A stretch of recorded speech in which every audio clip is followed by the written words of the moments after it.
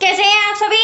I hope अच्छे होंगे, right. चलिए, मैं योगिता प्रजापति यूट्यूब चैनल पे ऐसे बच्चों का स्वागत करती हूँ और आज मैं आपके लिए लेके एक्सरसाइज 7.2 का क्वेश्चन नंबर 5 जो कि इंपॉर्टेंट है बच्चों, ध्यान से समझिएगा और साथ ही लाइक शेयर करना मत भूलिएगा। ओके, चलिए देखिए क्या कहना है इस क्वेश्चन में। वह अनुपात ज्ञात कीजिए जिसमें बिंदुओं ए ब्रैकेट में 1, -5 और बी ब्रैकेट में -4, 5 को मिलाने वाले रेखाखंड एक्स अक्ष से विभाजित होता है। ठीक है, इस विभाजन बिंदु के निर्देशांक भी ज्ञात कीजिए। तो सबसे पहले हम बिंदु ए और बी जो दिए गए हैं उसे हम बना लेते हैं। यहाँ पर मैं ले लेती हूँ बिंदु ए, यहाँ पर ले लेते हैं बिंदु बी।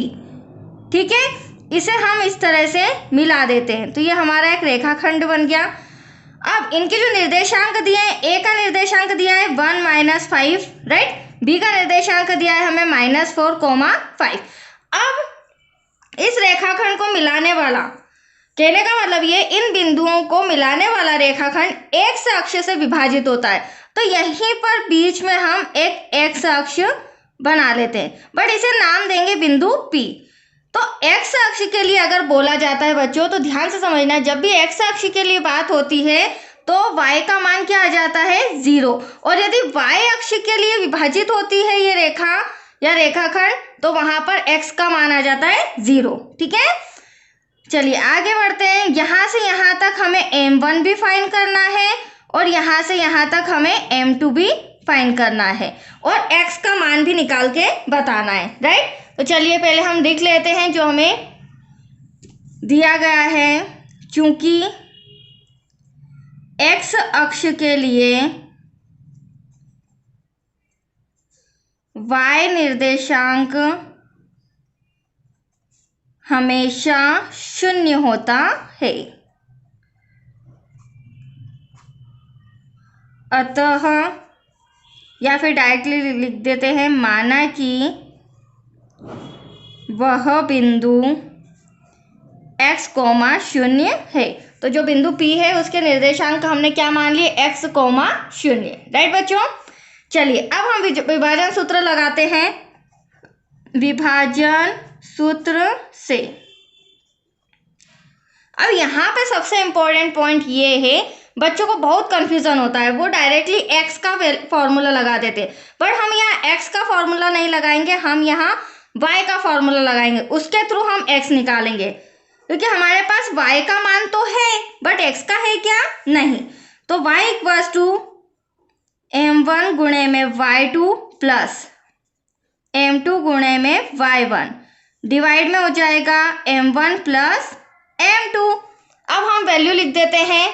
अब आप देख सकते हैं यहाँ पर मैं लिख देती हूँ, ये हमारा x1, ये हमारा y1 हो जाएगा। ठीक है, ये हमारा x2 और ये हमारा y2 हो जाएगा। यहाँ पर x, y के निर्देशांक। अब देखिए y की जगह तो सबसे पहले हम 0 ले लेते हैं। ठीक है बच्चों, अब m1 तो हमें फाइंड करना है, m1 और m2, तो ये ऐसा का ऐसा आ जाएगा। गुणे में y2 आप देख सकते हैं प्लस का 5 नजर आ रहा है, प्लस m2 ऐसा का ऐसा, गुणे में y1 ये रहा माइनस का 5, डिवाइड में m1 प्लस m2, राइट। अब देखिए इसे आगे सॉल्व करते हैं।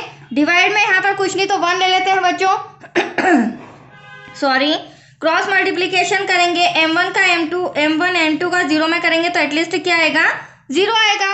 अब इसे यहाँ पर हम सॉल्व कर लेते हैं। देखो m1 में 5 का करेंगे तो 5 m1 आ जाएगा, प्लस, और प्लस नहीं आएगा, प्लस माइनस माइनस हो जाएगा, क्योंकि जो हमारा 5 है बच्चों माइनस का और मल्टीप्लाई है, तो यहाँ पर 5 m2 हो जाएगा। कोई डाउट?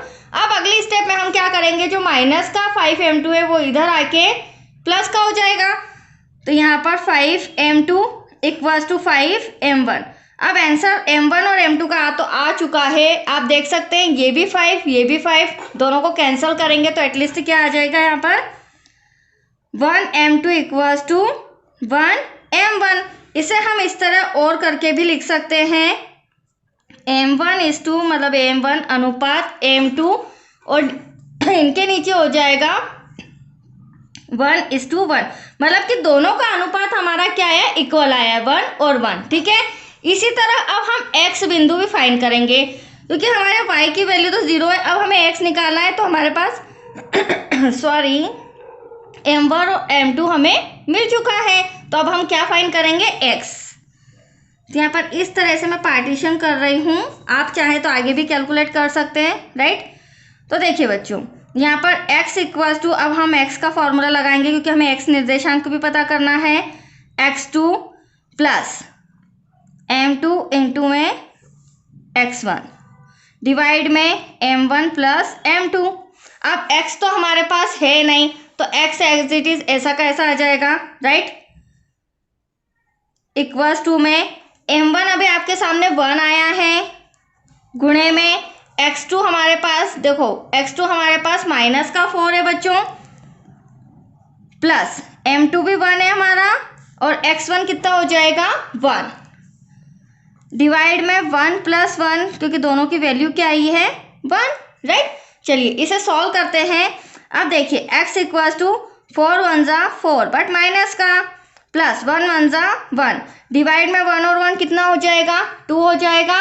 अब -4 में से प्लस का 1 माइनस करेंगे तो हमारे पास आएगा -3 डिवाइड में 2। तो आप देख सकते हैं x के निर्देशांक भी आ चुके हैं, y का तो हमारे पास ऑलरेडी 0 था, अतः निर्देशांक x, 0, तो x अभी आपके सामने -3/2 आया है, देन y तो हमारा 0 ही है, राइट। That's your answer. यही हमें फाइंड करना था। इस विभाजन बिंदु के निर्देशांक ज्ञात कीजिए। तो आया आपको समझ में बच्चों? चलिए आज के लिए इतना ही। नेक्स्ट वीडियो आपको रहेगा क्वेश्चन नंबर 6 से रिलेटेड। ओके, थैंक यू बच्चों।